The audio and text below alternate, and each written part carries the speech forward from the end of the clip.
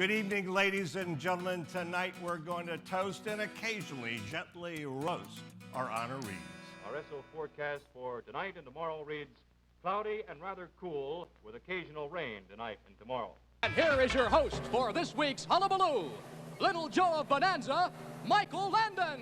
Johnny Holiday in the locker room. We want you to meet tonight's starting lineup for Shauna and I. Leading off, I'm Chico.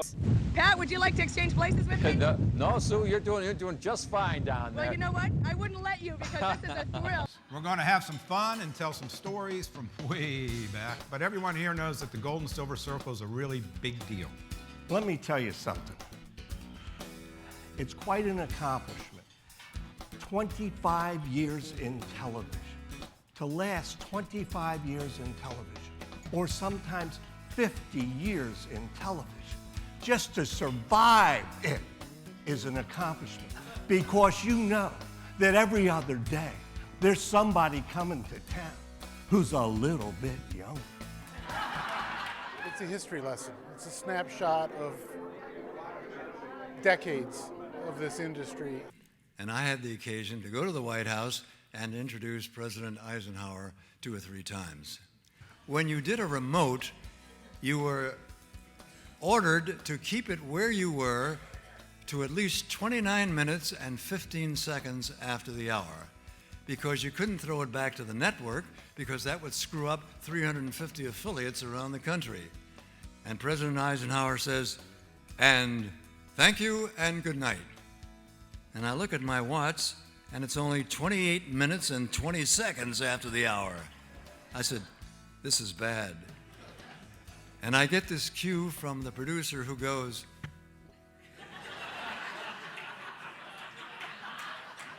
"It is the crowning achievement of what we needed to do over the last 3 years to bring this event back, to be able to honor those people who have helped to build this institution of broadcasting in the Washington, D.C.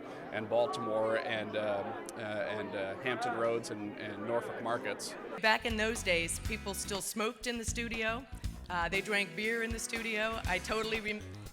Bruce Kelble had a refrigerator in its edit suite, and for 50 cents you could buy a beer, right? And everyone did. And we had a guy, he was our production assistant. His job was to go to Rodman's every night and get a case of beer. They'd be, I remember a guy trying to frame the shot, and I'm on the air, and he has to set his beer down to get the shot.